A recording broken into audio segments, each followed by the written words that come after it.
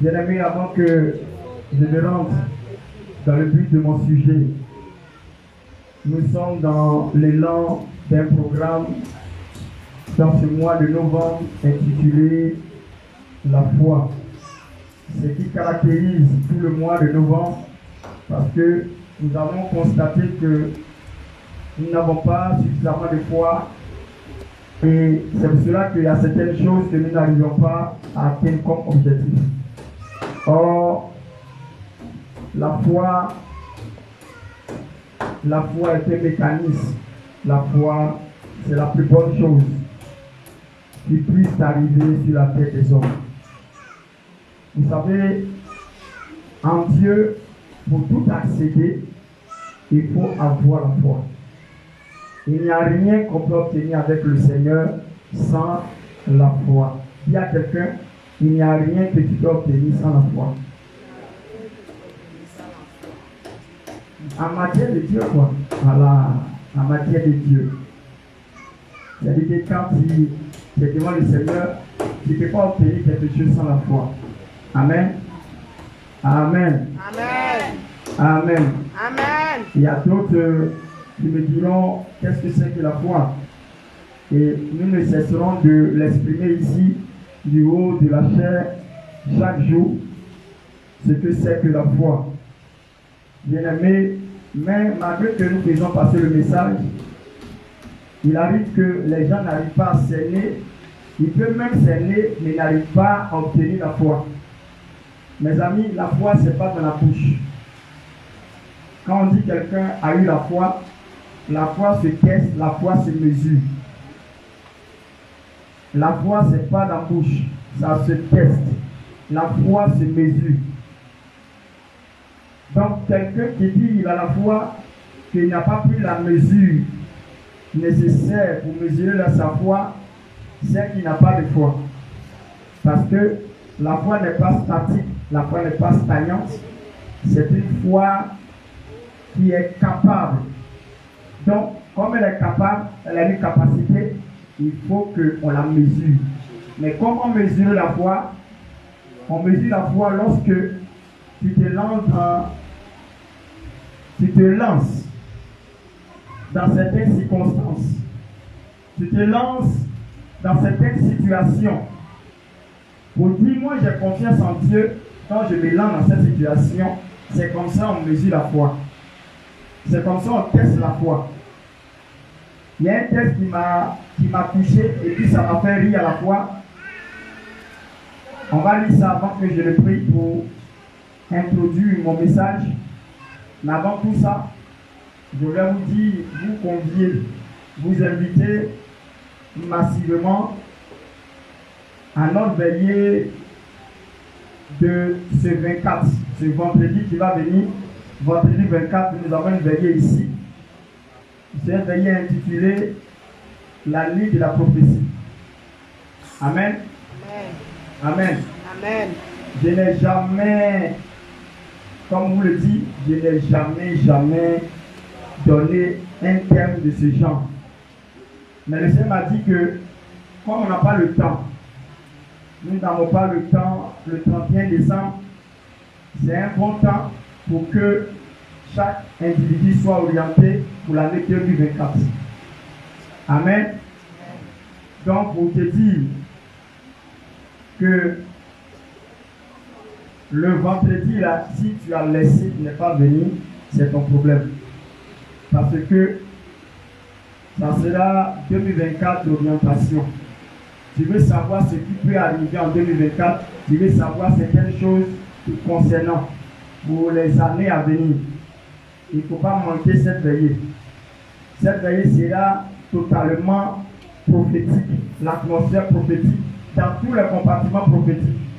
Quand on parle du prophétique, on parle de la parole de Dieu, mais on parle de la révélation prophétique, des paroles prophétiques. Amen. On parle aussi de la prophétie. Amen. Donc, vous savez, ce qui est intéressant dans une histoire, c'est lorsque tu ne connais pas le contenu, qu'il est facile pour toi de te tromper.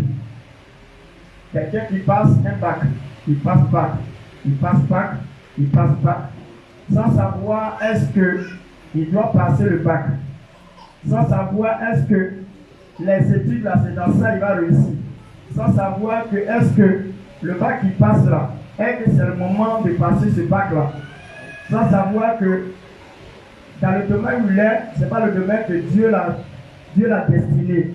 Imagine-toi, il peut passer au moins perdre son temps pendant 5 ans, pendant 6 ans, pendant 7 ans, sans même obtenir son bac. Dites-moi, c'est une perte de temps ou bien il a gagné en temps? Là, je vous demande cette question. Il perd le temps ou bien il a gagné en temps? Hein? Il a perdu le temps. Mais quand tu es prévenu, tu as la facilité d'avancer et tu gagnes même du temps sur ta vie. Imagine-toi que l'homme avec qui tu es en train de marcher, c'est pas lui qui doit marcher à lui, et puis dans ça, vous faites tout et puis vous mariez. Dis-moi. Mais la conclusion, nous la connaissons. Si ce n'est pas lui qui est destiné à toi, que tu t'es marié à lui, qu'est-ce qui va se passer après? Hein? Il aura divorce. C'est pas ça? Comme il aura divorce, c'est comme tu as fait quoi? Tu as perdu. Comme on dit ne pas divorcer à l'église. Et c'est ce qui est convenable et ce qui est juste. Vous voyez un peu? Donc, une personne de telle position va lutter pendant 10 ans avec cette personne. N'est-ce pas? Parce que le pasteur dit, on ne divorce pas. Donc, ils sont dedans, ils sont dedans, ils sont dedans. Jusqu'à même la personne peut perdre sa vie. Parce que quand tu n'es pas content, que tu es contraint de certaines choses, dites-moi, qu'est-ce qui peut se passer? Hein? Qu'est-ce qui peut se passer? Vous posez la question, qu'est-ce qui peut se passer? Tu es contraint de certaines choses. Tu es dans une histoire où tu n'as pas la joie. Amen. Chez nous, les ballons là, il y a un mot qu'on emploie pour ça. Il y a un mot qui on appelle ça kumbo.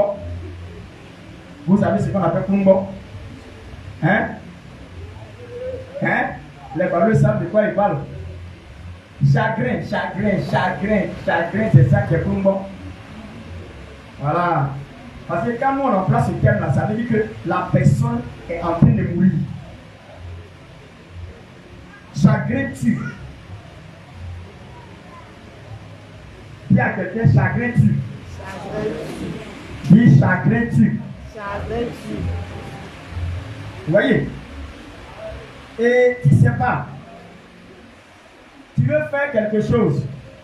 Et dans le domaine que tu veux faire, tu n'as pas demandé à Dieu, est-ce que c'est dans ça là que je dois faire? Tu mets ton argent dedans, tu investis 2 millions et après, tu tapes pour 2 et puis tu pleures. Pourquoi tu peux pleurer? Dis-moi pourquoi tu peux pleurer. Hein? Il y a pas la question, pourquoi tu peux pleurer? Tu ne dois pas pleurer. Parce qu'en principe, avant de rentrer dans quelque chose, il faut demander la vie de Dieu. Si tu es un chrétien, quoi, les païens, eux, ils vont faire les consultations quelque part. Et puis on leur dit, si ça marche de ça, si ça va marcher de ça, marcher là-bas, là. On ne sait jamais. Parce qu'ils vont mettre à la fin de ta parole, si elle a son âme. Si elle n'a pas son, c'est fini, hein. À combien? Vous voyez? Donc, pour nous, en tant que chrétiens, on a besoin d'être orienté avant de s'engager dans quoi que ce soit. La Bible dit que il y a le prophète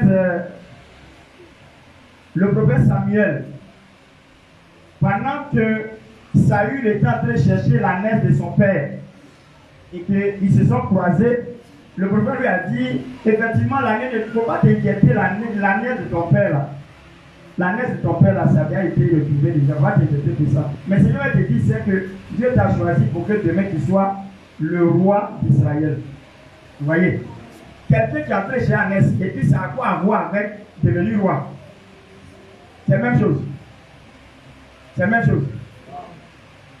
Ça veut dire que pour le plus qui se préoccupe de ça, là, il doit aller au palais. Une telle bonne nouvelle comme ça, la chaîne la vie de l'homme, non? Hein? La chaîne la vie de l'homme, il faut venir vendredi. Viens te parler. Non, viens te parler. Tu vas entendre les choses. J'étais ici, à l'année témoignage, il disait qu'il y avait une jeune fille, une jeune soeur qui est partie me rendre visite. Qui était partie rendre visite à son fils, à son petit, dans la formation quoi, de chant. Elle formait le jeune. Son jeune frère.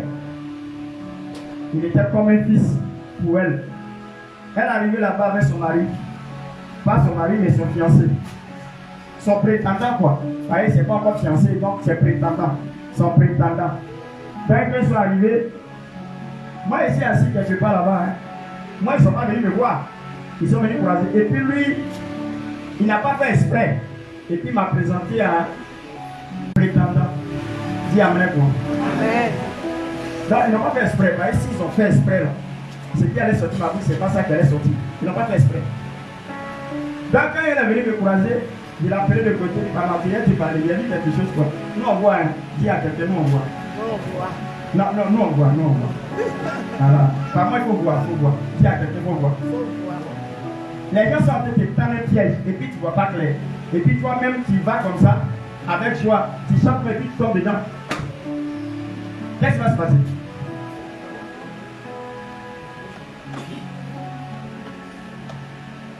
Ce sont des erreurs graves.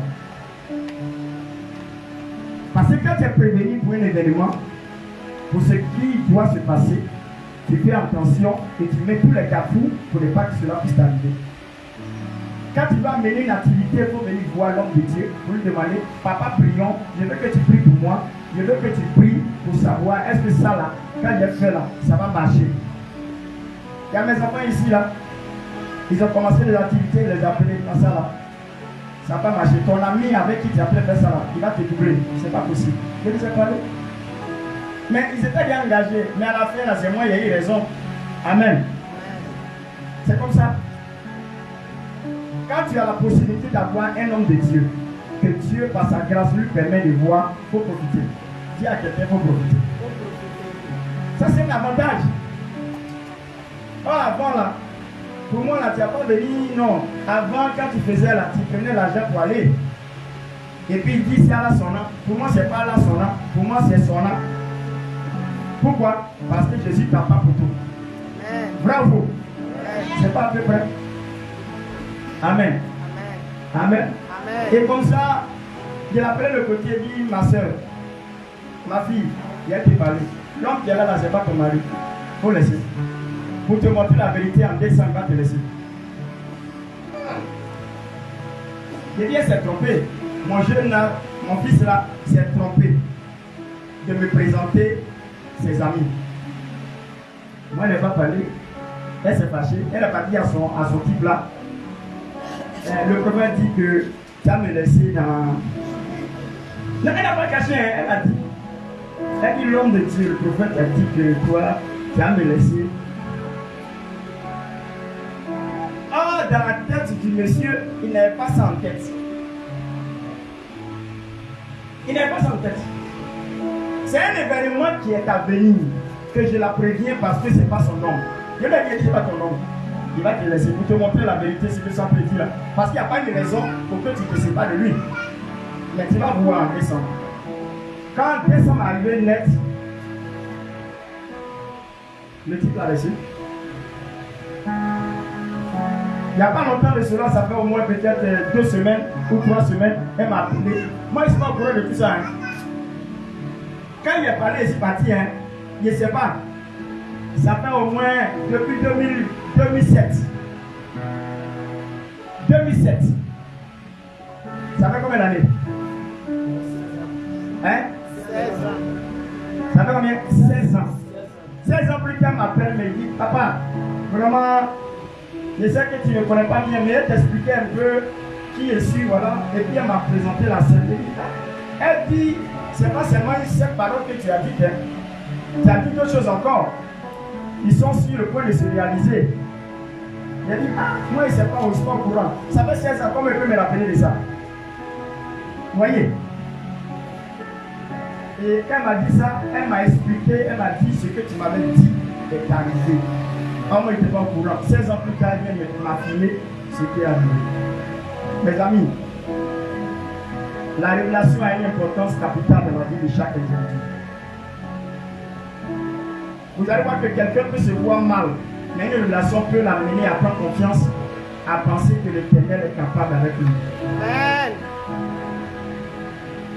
La révélation, c'est une parole d'espoir pour chacun.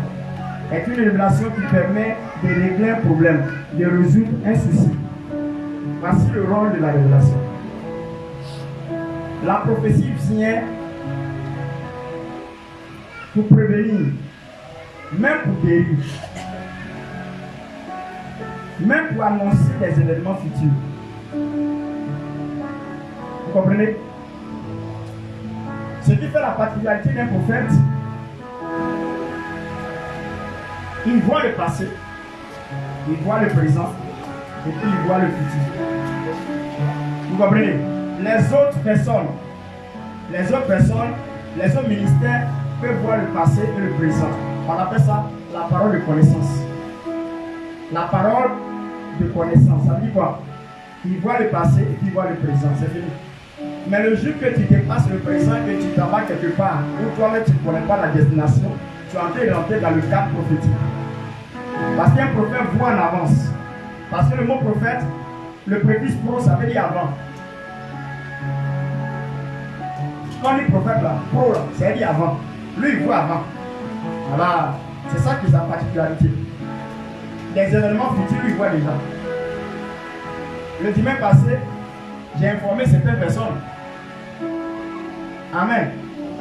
Qui a été informé le dimanche passé? Qui a été prévenu de quelque chose le dimanche passé? Toi, tu as été prévenu, non? Ok. Il y a qui encore qui a été prévenu le dimanche passé? Hein? C'est qui? Lève ton bras. Tu peux te tenir debout, s'il te plaît? Si tu as été prévenu, tiens-toi debout, s'il te plaît. Voilà. Toi, tu n'étais pas là. C'est ça, non? Tu n'étais pas là, mais c'est ta fille qui était concernée. On t'a fait le point de ça. On t'a expliqué. Est-ce que tu as eu l'occasion de parler à ta fille? Hein?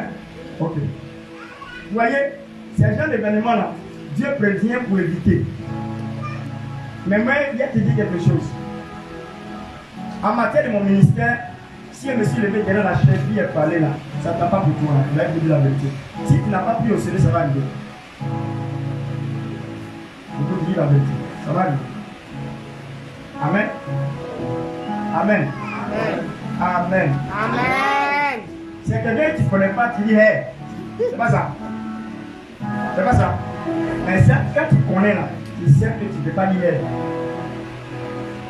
Alléluia. Amen. Mon rôle, c'est de vous aider. Il faut inviter quelqu'un qui ne sait pas que Dieu parle. Je te demande seulement, prends au moins 5 personnes qui ne savent pas que Dieu parle. Il faut les envoyer. Dieu va les parler. Vendredi, là, c'est le festival de prophétie. Voilà. Ça, tout le monde n'a qu'à parler. C'est le festival de prophétie. Parce que Dieu va parler. Et quand il va parler, c'est dans un bref délai que ça va s'accomplir. Amen. Amen. Amen. Amen. Voilà. Mais quand tu vas parler, là, il veut parler aussi de ton présent et puis de ton passé aussi. Il peut te parler aussi pour dire que la maîtresse que tu as, faut laisser. Amen. Amen. Amen. Amen. Donc, depuis que toi tu es parti à l'école, tu as une maîtresse, encore tu as grandi, tu as une maîtresse. Elle t'enseigne quoi? Quand même, ce bébé, tu as une maîtresse, jusqu'à tu as grandi, tu travailles, tu veux une maîtresse, pourquoi encore? Je ne sais pas c'est pourquoi. Elle va t'enseigner quoi?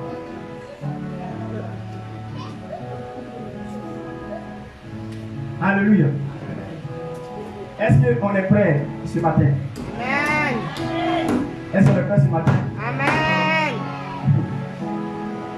Alléluia. Amen. Est-ce qu'on est prêt ce matin? Amen. Est-ce qu'on est prêt pour voir? Amen. Est-ce qu'on est prêt pour voir? Amen. Je veux voir, je veux voir. Seigneur, donne-moi de voir. Ce matin, je vois un peu. Il faut zoomer. Hein? Mon ami, hein? On dit là, c'est que vraiment, c'est à cause de toi que tout ça n'a pas se passer. Hein? Ah bon? Je veux voir.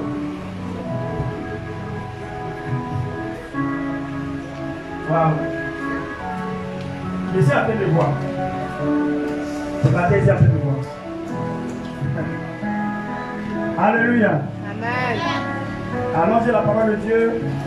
Et au fur et à mesure de prêcher, il n'est pas la même temps. Amen. Amen.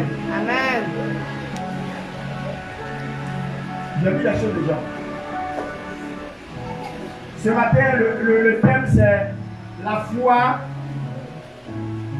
La foi moyen de salut. La foi moyen de salut. La foi moyen de guérison. La foi moyen de miracle. La foi moyen de. La foi était moyen de. La foi était moyen de. Maintenant, tu mets tiret, salut, guérison et miracle.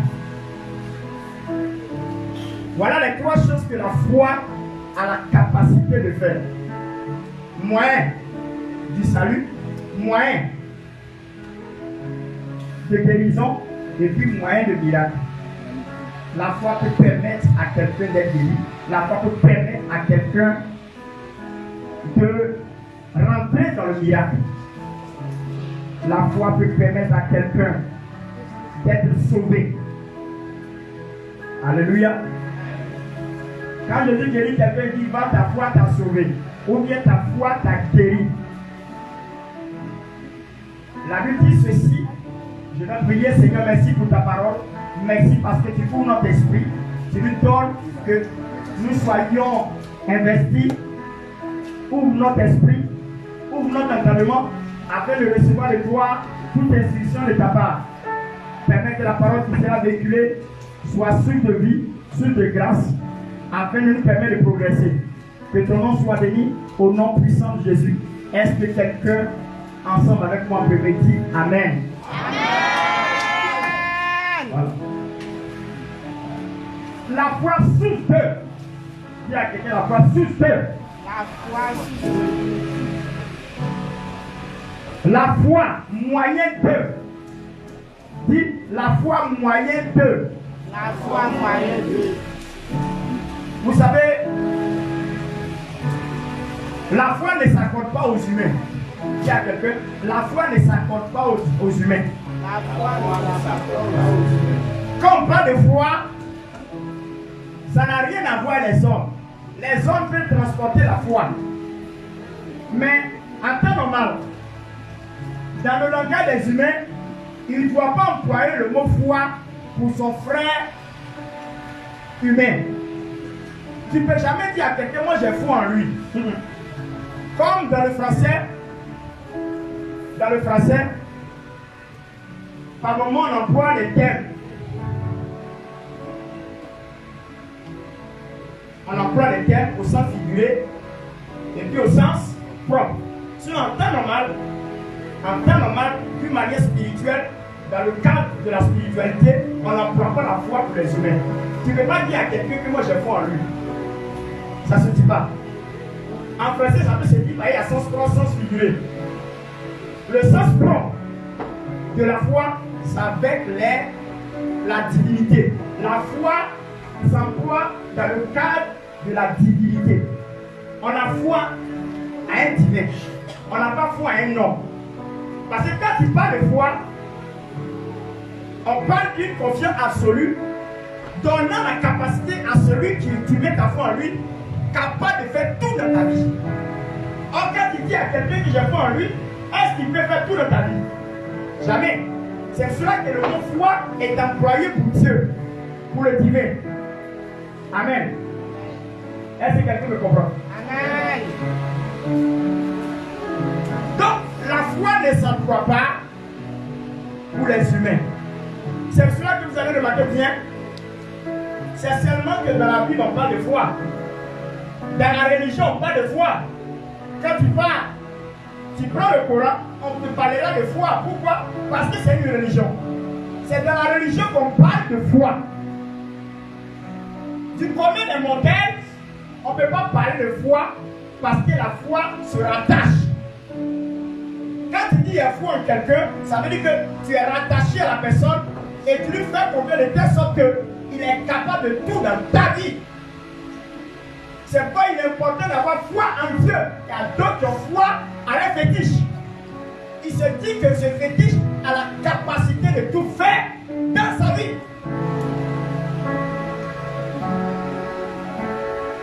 Il y a des gens qui ont plus d'humour pour dire j'ai foi à ma femme.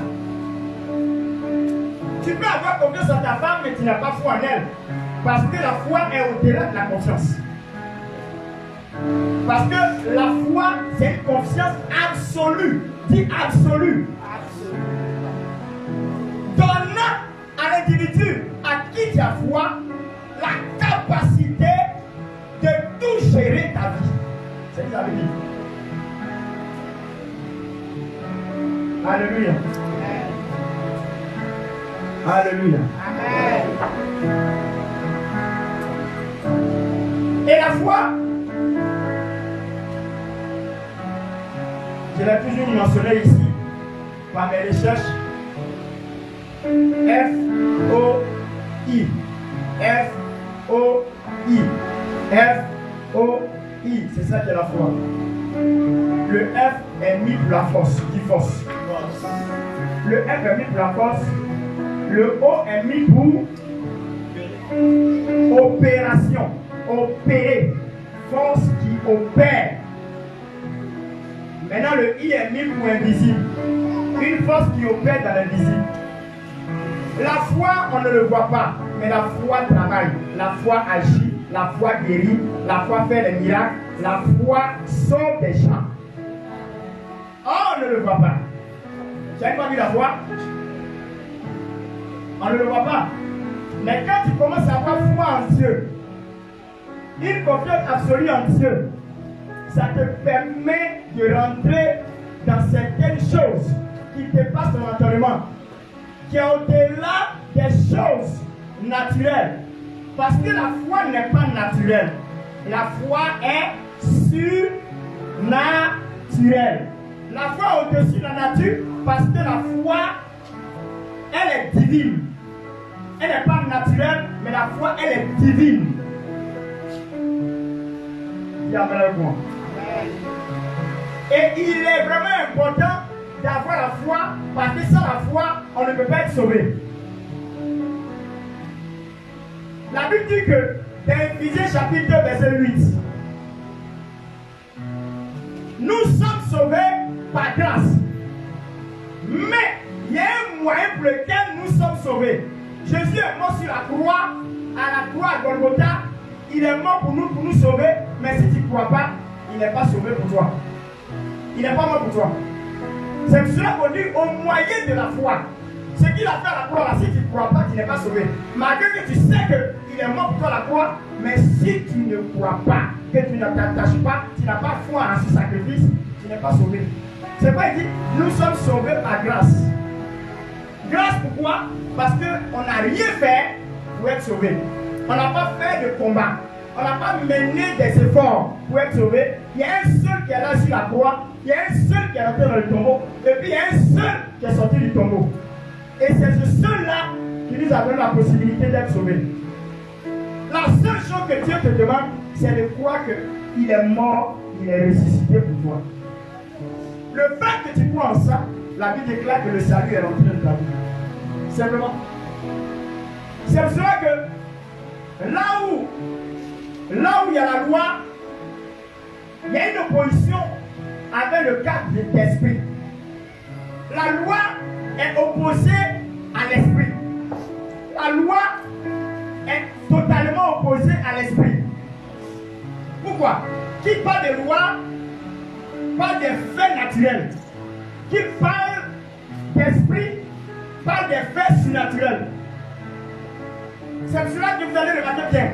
La plupart des religions qui sont basées sur la loi, ils ont des difficultés de comprendre qu'on peut être sauvé sans rien. Amen. Amen. Voilà. Tu vas remarquer que nos frères musulmans, avec qui nous sommes, ne peuvent pas comprendre que moi je peux dire ce matin que si un meurt, il meurt au paradis. Pour eux, c'est un blasphème. Pourquoi? Parce que c'est Dieu seul qui a le pouvoir de ça. Moi, comment je peux savoir que moi je vais être sauvé? C'est difficile. Pourquoi? Parce que dans la loi de l'islam, il y a une loi qui permet qu'il y ait des efforts des individus pour être sauvés. C'est ce que Jésus ne voulait pas. Jésus ne voulait pas que nous ayons des efforts. Jésus ne voulait pas que nous fonctionnons avec plus de rigueur pour être sauvés. C'est pour cela qu'il s'est donné gratuitement à la croix. Chez les musulmans, il y a une balance. Une balance qui permet d'avoir ce qui est mal et puis ce qui est bien. Maintenant, de vous et moi. De vous et moi là. Dites-moi la vérité. On fait plus de bien que le mal. Est-ce qu'on fait plus de bien que le mal? Non, causons. Est-ce qu'on fait plus de bien que le mal? Sérieusement, on fait plus de mal que de bien. Donc ça veut dire que si je dois me baser sur cette loi, de la manière que moi j'attends, ça veut dire qu'aucun musulman ne peut être sauvé. Parce qu'on fait plus de mal que le bien. Donc la balance va peser sur le côté du mal. C'est pas ça? C'est vrai que c'est dangereux. Pour éviter ça là, Jésus dit qu'il a donné la loi à Moïse. Mais la loi était difficile parce que 10 commandements à respecter étaient difficiles. C'était des efforts à fournir. 10 commandements là, ce sont des efforts à fournir. À respecter. Les pharisiens étaient habitués à ça. Mais malgré qu'ils étaient habitués, ils ne peuvent pas respecter. Jésus a prouvé que la loi ne peut pas aider quelqu'un. C'est pour cette raison qu'il a décidé de balayer tout ça. Pour que lui-même, il se donne à la croix. Parce que lui-même, il est comme la loi qui est sacrifiée. Par sa mort, nous avons accès au salut. Gratuitement. Dis gratuitement. Dis gratuitement. Il faut prendre. Prends Romains. Romains chapitre 10. Romains chapitre 10.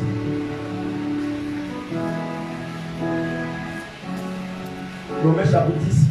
Le verset 4. Romains chapitre 10, verset 4 dit quoi? Écoutez bien. Romains chapitre 10, verset 4. Écoutez bien. Car Christ est la fin de la loi. Il dit Christ est la fin de la loi. Car Christ est la fin de la loi. La loi qu'on connaissait, et Dieu a confié à Moïse.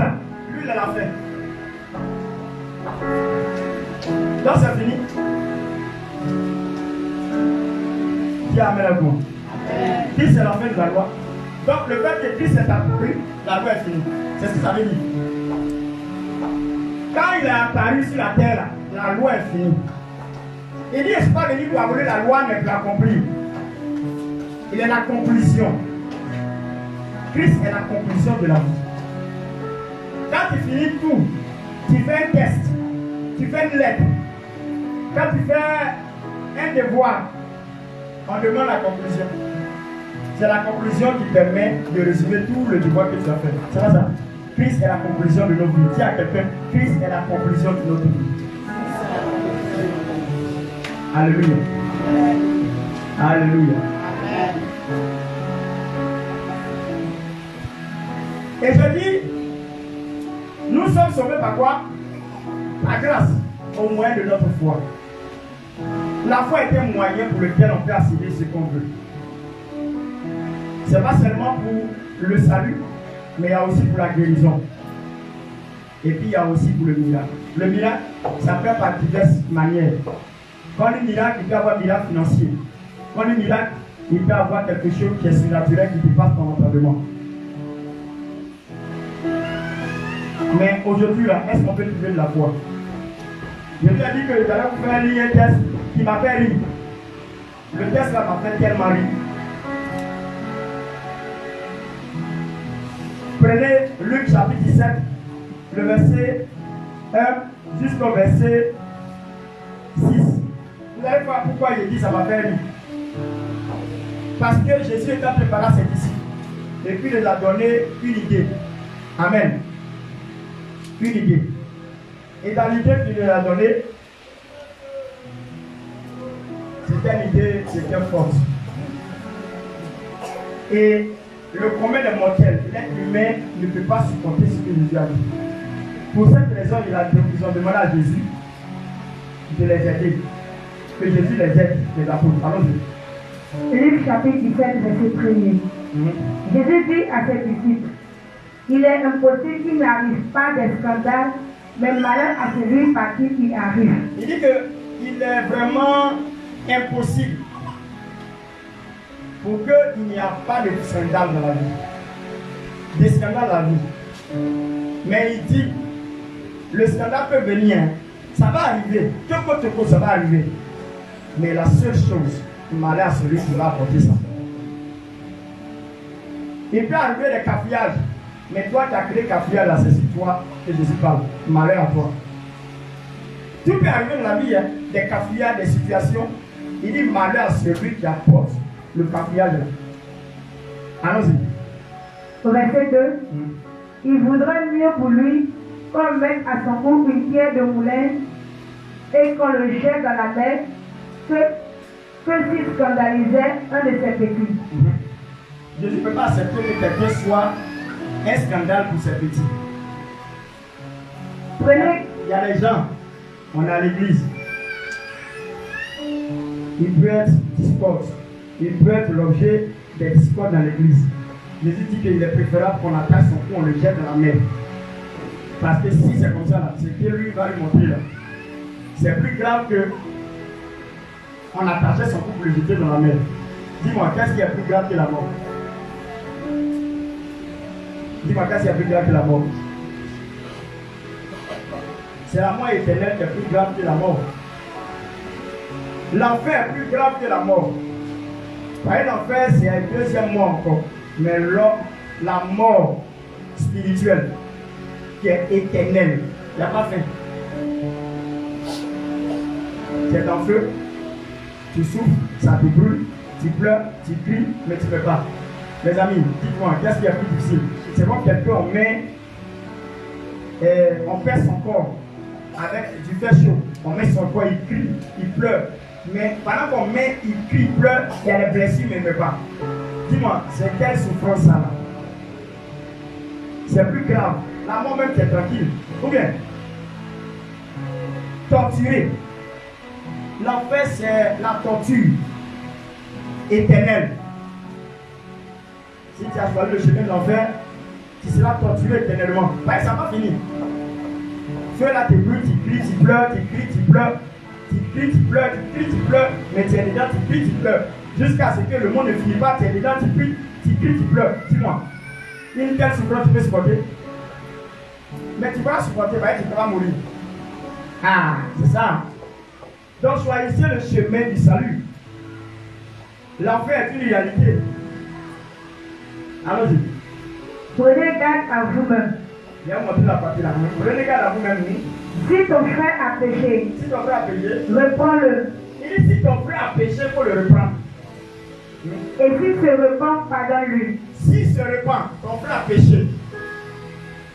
S'il a péché, si ton frère a péché,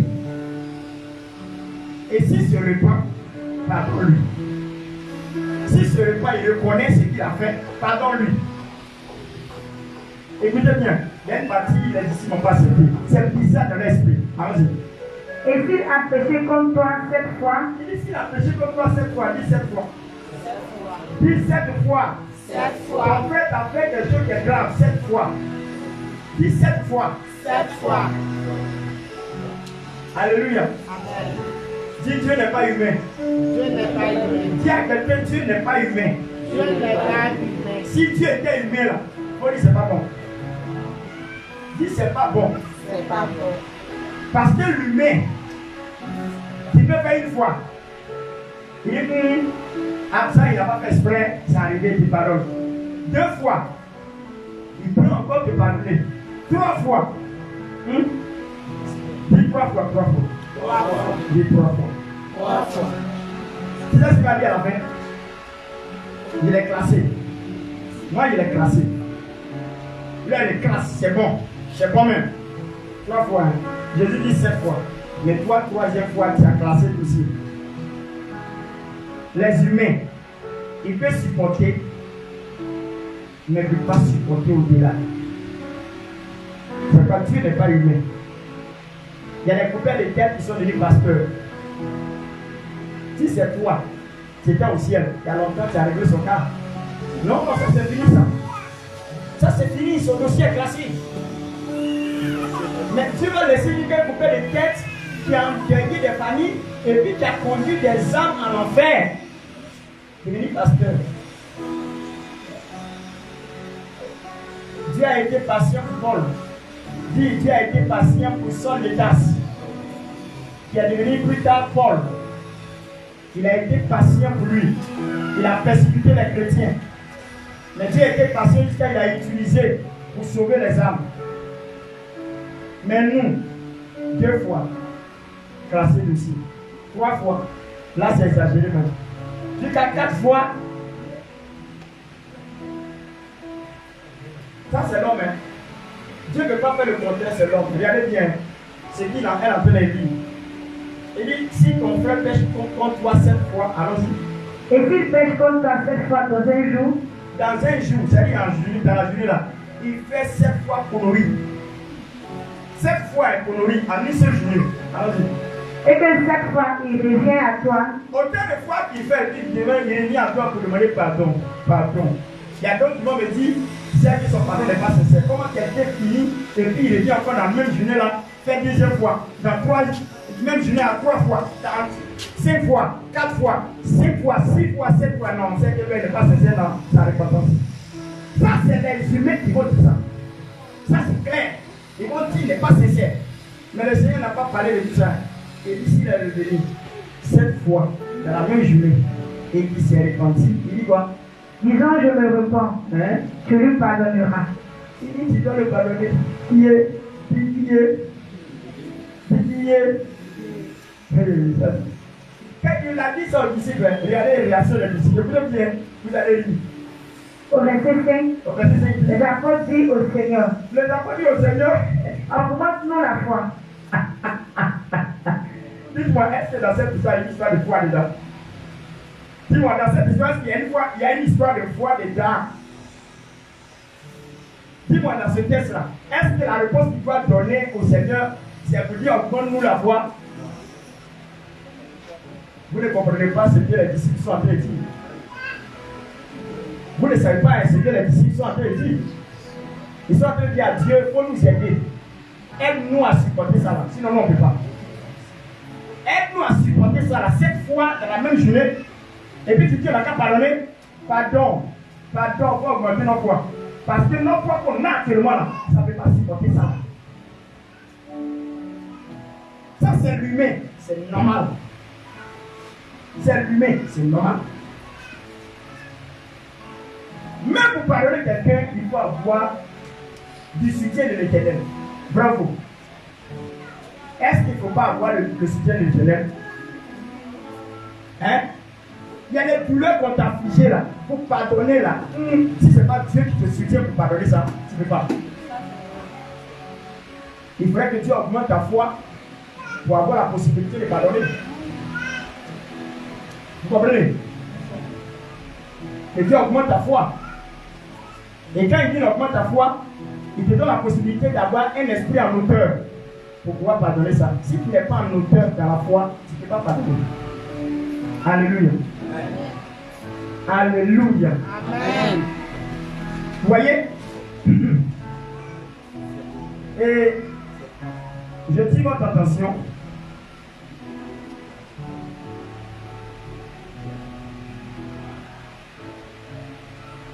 Faut terminer.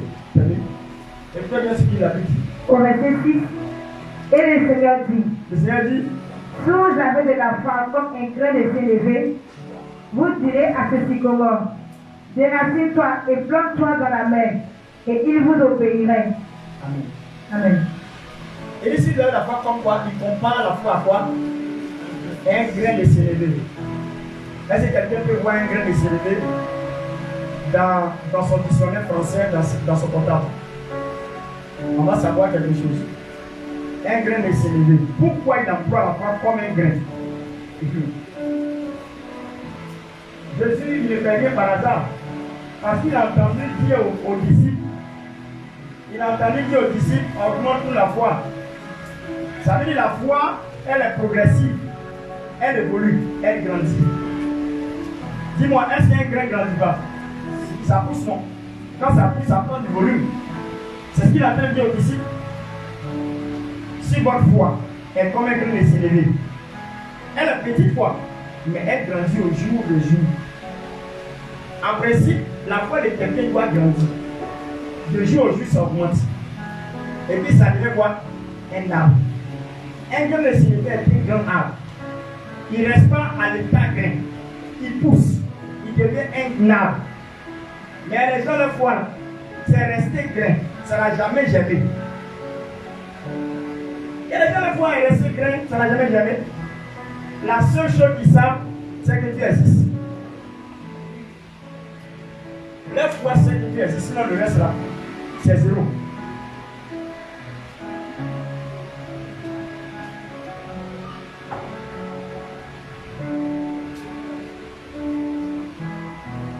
un grain de sénévé. Qui a mis ça missionnaire?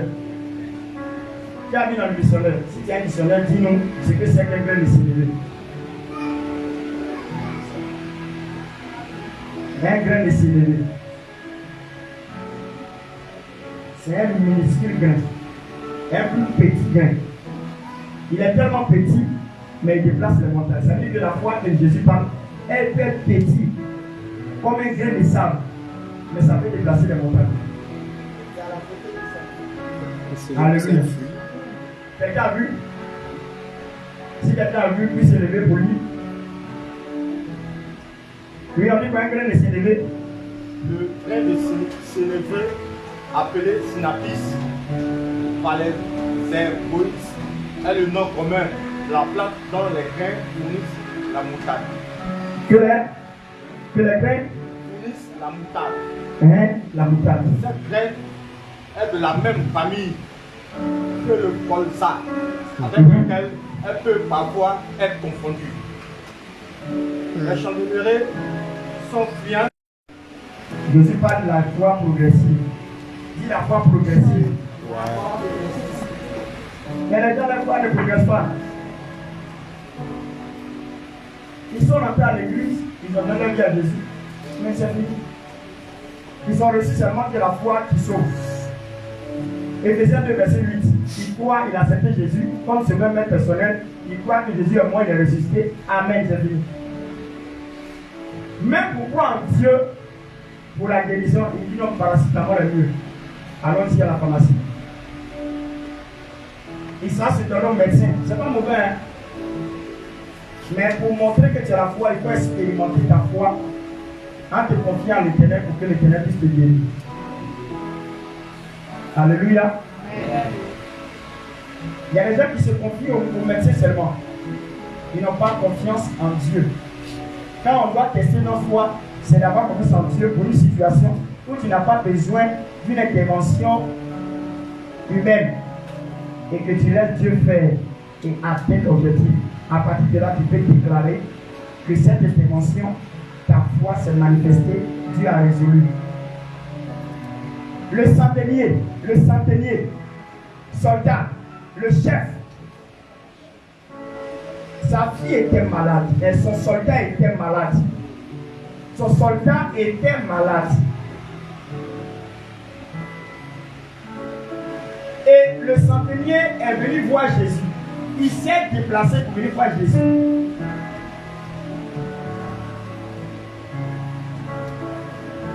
Et Jésus même se dépêchait pour aller l'aider.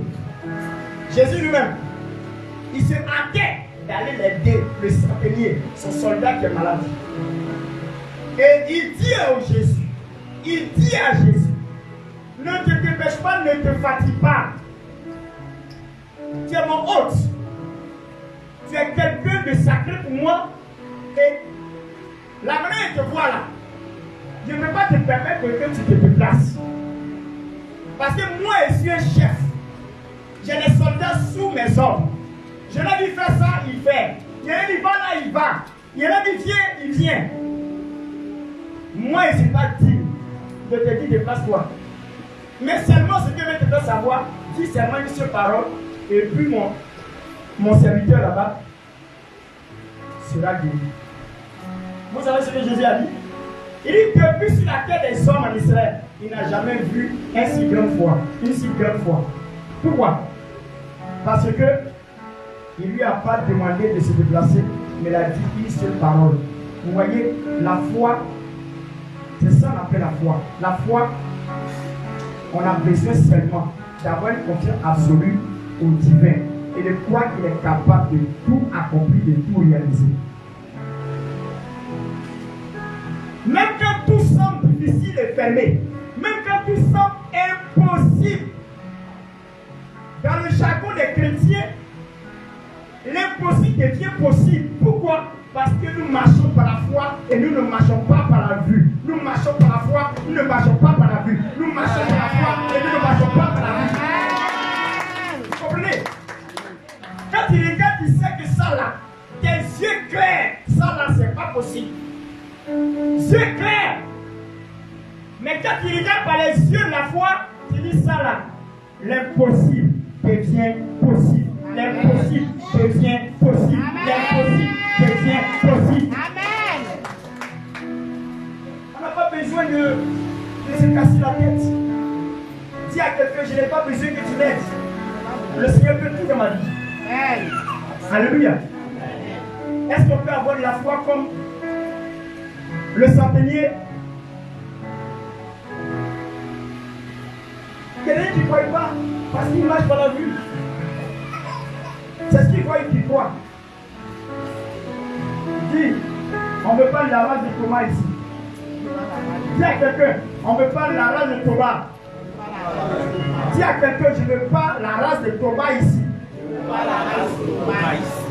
La race de Thomas, il faut voir avant de croire. Ça, c'est pas la foi. La foi, c'est de croire sans foi. Dis croire sans foi. Croire sans foi. Croire sans foi. Je crois en quelque chose que Dieu est capable de faire, mais physiquement, quand je ne vois pas ça. Mais je crois qu'il a fait. C'est quoi la Bible dit dans le livre de Marc, chapitre 10, à partir du verset 24. Est-ce qu'on peut lire ça pour moi? Marc, chapitre 10, verset 24. Marc 10, verset 24. La foi est la chose la plus extraordinaire de notre génération, de notre vie. Marc chapitre 10, verset 24. Il dit quoi? C'est pourquoi, allons-y. Verset 24. Les disciples furent étonnés de ce que Jésus parlait ainsi. Et reprenant, il leur dit, mes enfants. Prends 11, 24. C'est 11, 24. 11, 24. Marc 11, 24, de quoi donc? Marc 11, 24. 11. Marc 11, 24. Marc 11, 24. Marc chapitre 11, verset 24. C'est pourquoi je vous dis, tout ce que vous demanderez en priant, croyez. Ils ont rencontré Jésus à distance, aperçu un figuier qui était de feuilles vertes et ne donnant pas de fruits. Or, pendant qu'il marchait pour aller, sûrement le parcours et la marche a été difficile. Il a eu faim. L'épuisement est arrivé dans son corps. Il a eu faim. Donc il a regardé, il a vu un figuier qui a les feuilles vertes en temps normal. Quand un figuier a les feuilles vertes, c'est qu'il est dans sa saison. La saison dans laquelle où il peut avoir les fruits sur le figuier. Amen. Amen. Le figuier, le fruit qui donne, on appelle ça des figues. Des figues. Ça pousse en Côte d'Ivoire ici. Il y a des figuiers en Côte d'Ivoire ici. C'est un fruit rond et à l'intérieur rouge. Les oiseaux même mangent ça. Donc, pour lui, c'est la saison. Parce qu'il voit les feuilles vertes.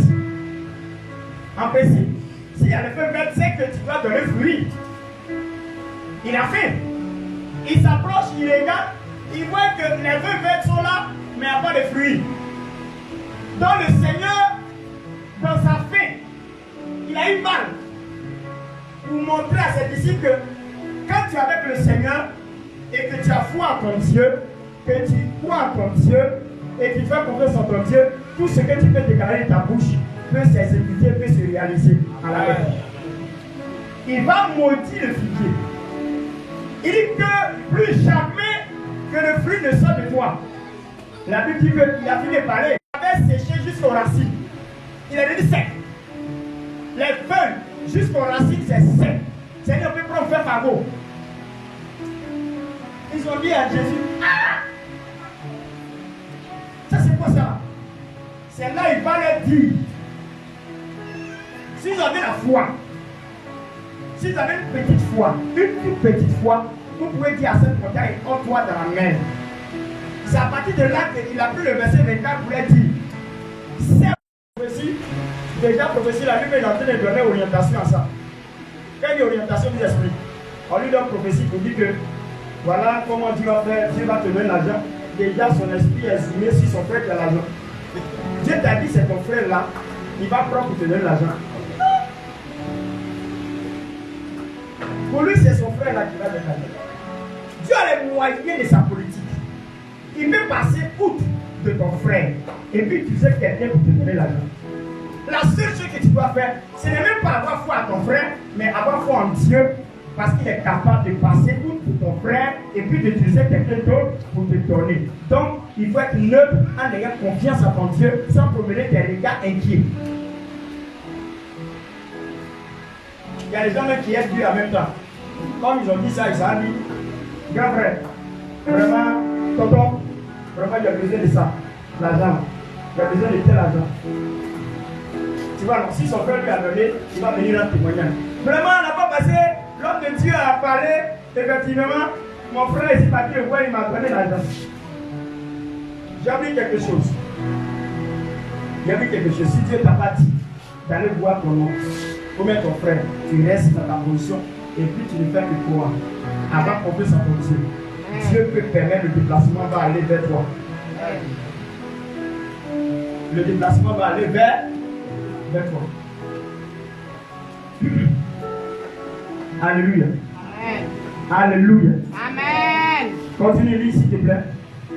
Au verset 23, je vous le dis en vérité, si quelqu'un dit à cette montagne, Je vous dis en vérité, si quelqu'un dit à cette montagne, ôte-toi de là ôte-toi de là et jette-toi dans la mer, et jette-toi dans la et mer. s'il ne doute point en son cœur, S'il ne doute point, il n'a pas dit pas.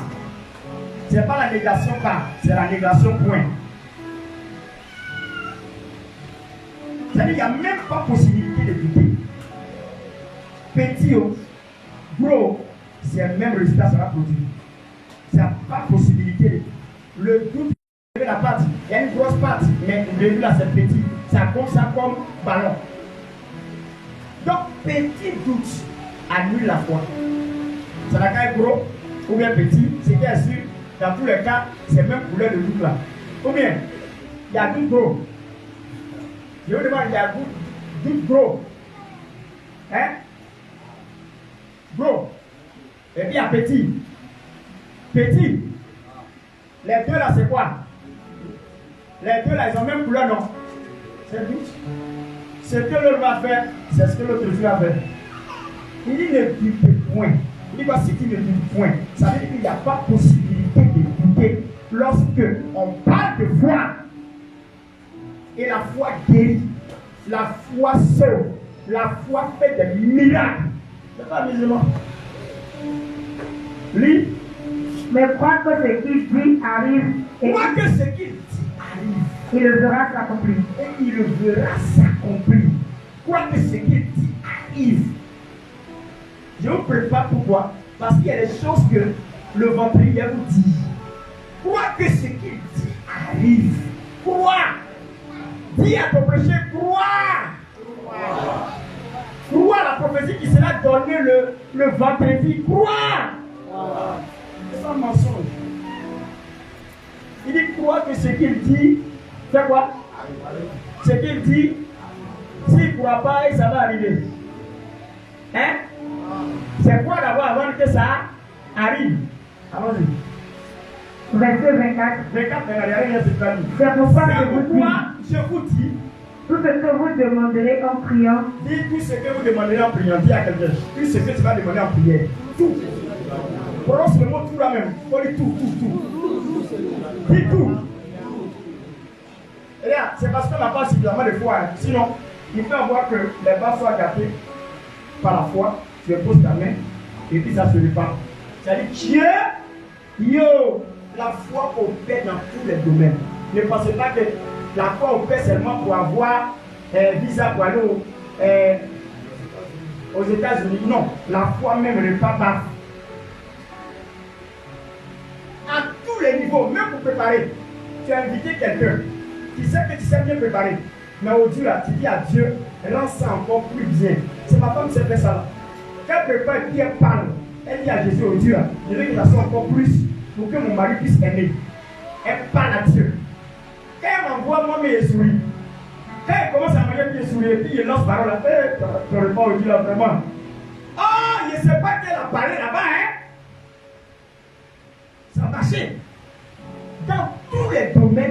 manifester la foi. La foi n'est pas seulement pour la guérison. Ce n'est pas seulement pour les miracles. La foi est dans tous les domaines des activités.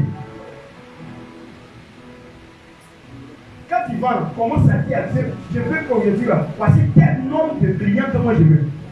Et ces types de clients, il faudrait qu'ils payent mes choses-là au moins 20 000, 20 000. Ta foi va se manifester. Les chauffeurs de taxi, de Nyambo. Aujourd'hui, la commande qu'on va faire là, je veux que là-bas, là, quand ils vont commander dans l'appareil là, que ça soit même petite distance, mais ça la gagne beaucoup. C'est-à-dire que petite distance, 5 000. Tu peux parler, ça va se faire. Par la foi, tout est possible dans la foi. Dis Amen avec moi. Amen. C'est pas musulman. Mais toi, tu laisses faire. C'est naturel, laisse faire. Or, toi, tu es surnaturel. Pourquoi? Parce que si tu vis, ce n'est plus toi qui vis, mais c'est celui qui est surnaturel qui vit en toi. C'est celui qui est surnaturel qui vit en toi. Et qui vit en toi, qui n'est plus naturel, qui devient surnaturel. Tu n'es plus simple. Tu n'es plus simple. Tu n'es pas une personne simple. Mais toi, tu penses que tu es simple. Dans tous les domaines, il faut parler. Tu passes devant un point là. On est dans la période de fête. Tu habites dans vite. On dit une robe là, c'est cher. Tu aimes ça? Tu dis comme ça, toi, robe là, moi j'ai été compris. Au nom de Jésus, moi j'ai été compris. Pas ta foi, tu dis pas. Tu es à la maison et puis tu vois, ton mari est parti. On ne sait pas comment il s'est fait. Il est parti décrocher robe là pour venir te donner comme cadeau à la maison. Toi, mais tu as dit, hey! Toi, c'est comme ça, là, ça marche. Non, mais tous les jours, il va utiliser ça. Voilà le problème. On n'utilise pas toujours. Par moment, on utilise et par moment, on se dit, moi, mes pieds faits. Voilà le problème. On doit être habitué à utiliser la foi à tout moment, à tout instant, à tout instant, à tout moment, à tout moment, à tout moment. On doit l'utiliser. C'est ça. Mais il y a des gens qui disent non, ça la mauvaise. C'est ça. La foi s'opère dans tous les domaines. C'est ça. Il y a des gens qui ont tellement foi en médicaments. Tu vas, tu prends un médicament là-bas comme ça, là. Ils vont te sortir le carton. C'est-à-dire, ils mettent en bas des lits là. Et puis, petit carton là. Tu vois, sachet là, quand il met comme ça là, c'est versé comme ça. Tout ça, c'est dans son coin. Hein. Tellement qu'il a foi en ça, mais ça ne guérit pas. C'est pas quelque chose que tu fais que ça traîne.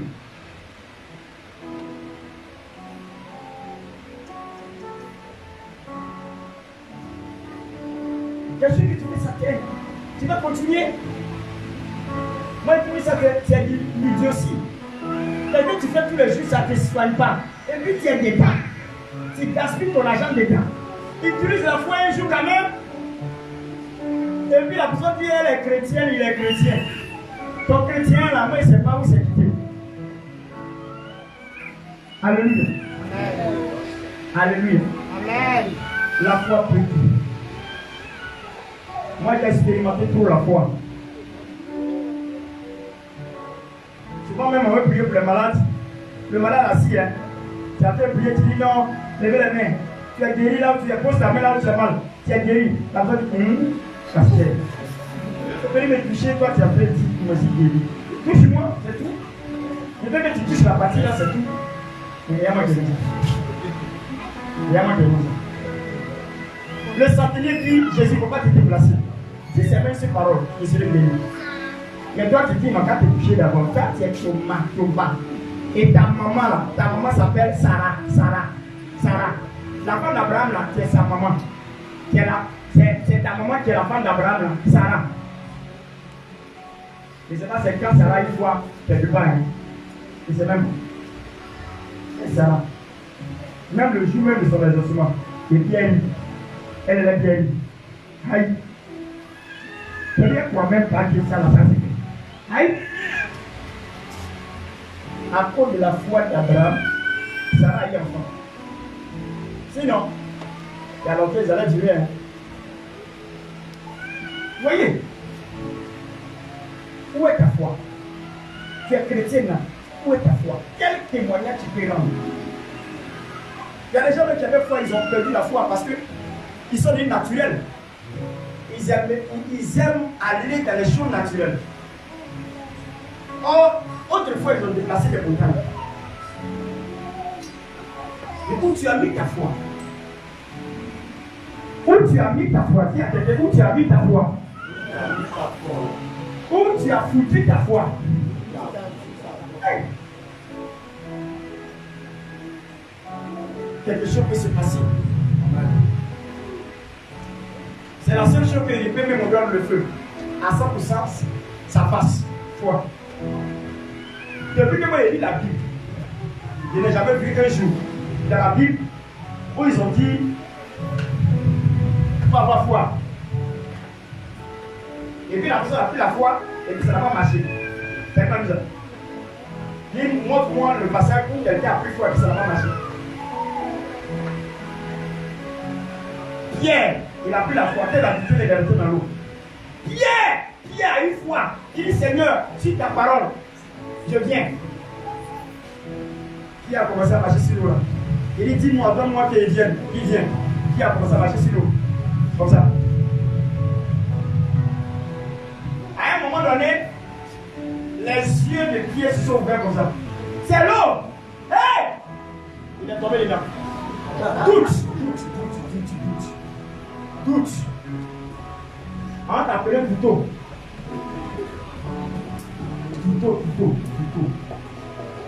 Doute. Qui est combien de temps? Jésus est obligé de le prendre, de le faire sortir, et puis marcher sur l'eau pour aller vers la barque. Il dit qui est cet homme? Il a dit ça sur l'eau là, et puis ils sont effrayés. Il dit qui est cet homme? C'est un fantôme, c'est un fantôme. Quand il dit fantôme, ça dit c'est un esprit qui peut marcher sur l'eau. Il n'est pas solide. Mais Jésus a défendu là, il a mélangé les citations encore. La poussée d'Archimède. Il a défié la loi de la physique. Un homme ne peut pas marcher sur l'eau, soyons sérieux. La Sainte dit c'est pas possible. C'est pas possible. Donc eux là, ils sont arrêtés et ils voient Jésus, ils n'ont plus à ses fantômes. Jésus marche, il dit non c'est moi. Il dit si c'est toi, Pierre, lui il est toujours le grand qui parle premier. Si c'est toi, dis-moi de venir. C'est là Pierre a commencé à marcher pour lui. Ouais. Pierre, il dit Pierre, dis à ton péché, Pierre. Non, Pierre, ça doit être le patron des choses même. Parce qu'il a expérimenté toutes les bonnes choses. Pierre marchait sur l'eau. Dans toute son histoire, lui il a marché sur l'eau. Bravo! C'est là les Simon dit, qui est cet homme que même le vent, la tempête obéit.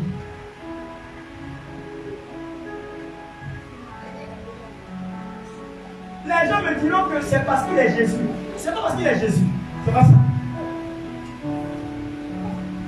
Parce qu'il a foi à son Père. Alléluia.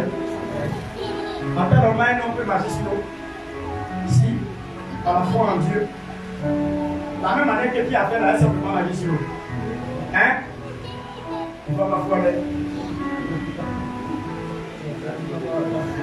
Vous avez vu sur les réseaux sociaux un gars qui est parti devant la mer. Il a pris le bateau de Moïse. Frère ou quoi? Pas que la vie, papa, il a mis dedans. On a fait la foi, ça va pas la foi, tu vas voir. Si tu ne doutes pas, il y a des choses qu'on met des modèles.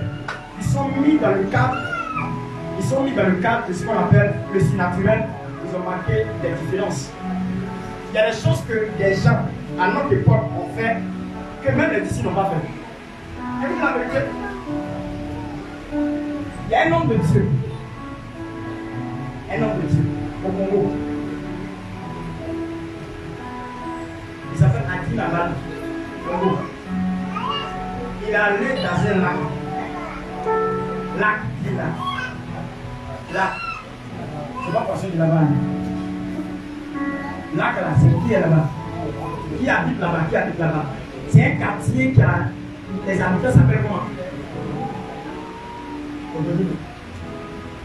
Lui, il s'en fait la tête des gens.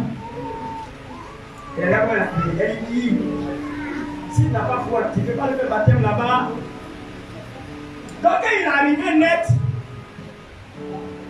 Benson Gaoussa, son partenaire, ils sont partis ensemble pour le faire. Il lui dit, mon gars, les productions sont sorties. Allons-y prochainement, il dit jamais. Adi Abala dit jamais, jamais, il dit jamais. Il dit jamais, il a fait baptême ici. Il s'est mis dans l'eau là. Et puis il a posé sa main. Il dit Seigneur, merci. Je permets que les produits se mettent de l'autre côté. Il a fini mon baptême et puis pour regagner leur territoire. Il finit de prier, les produits sont bâtis, se mettent de l'autre côté.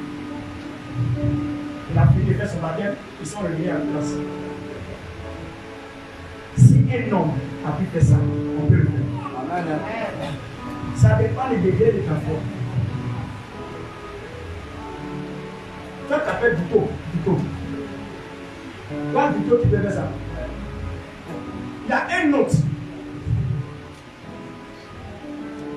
Lui, c'est dangereux. C'est un rocher. Il prie. Et puis le rocher creuse. Quand les rochers là, je vais dire montagne quoi. Les pierres rochers. Vous connaissez un peu, hein? Et à quoi vous vous là-bas, tu prends un endroit pour faire un coin de prière. Et puis tu pries une carte, et puis ton pied là, ton genou fait que le sang là devient tout. C'est possible. Un être humain peut faire tout. Hein? Il dit avec la foi, ça c'est bien. Il dit avec la foi, sinon sans la foi, voici. Ça c'est fabrication. Sinon, il faut mettre ton genou là. Sans parler d'un rocher. Il y a eu des trous dans le rocher. Il a piqué du stade. Il y a eu des trous dans le rocher. Et ce qui est étonnant dans son ministère extraordinaire, il faudrait qu'on vit ces événements-là. Il dit qu'il s'en va faire croisade dans un pays en Angleterre. Il n'a pas pris à bien. Ils ont prié avec son groupe et ils sont revenus en Angleterre.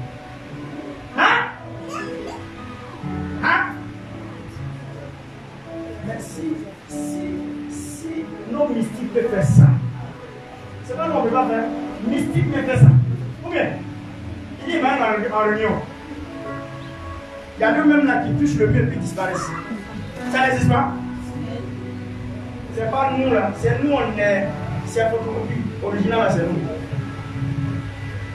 Mais si tu as fait ça reçu là, ils vont trouver que toi tu as médicament, tu as sorti sur les réseaux sociaux de toute la Côte d'Ivoire. La manière des gens de la prière des paroles, les commentaires là, c'est un forum de Dieu. C'est un forum de Dieu. Les temps qui viennent, ils vont trouver comment il faut. Parce que je vais étonner des gens, je vais étonner les êtres humains pour dire ça que Jésus est Seigneur. Non, il faudrait qu'on arrive à là. Dis à quelqu'un, il faudrait qu'on arrive à là. Aïe, on doit amener le niveau très haut. On y est croisade. J'ai pris jusqu'à et puis j'ai pris mon sac, tout. Je m'appelle, j'ai pris ici là-bas. Non, ici là-bas. Tranquille. Je n'ai pas besoin d'être enregistré. Le Seigneur m'a enregistré déjà. Ce sont des phénomènes qui doivent nous amener. Dis à quelqu'un, ce sont des phénomènes qui doivent nous amener. Alléluia. Hey. On va se tuer. Ah, Seigneur, comme vous êtes arrivé à une dimension. Aïe. Alléluia. Maman, tu peux venir s'il te plaît.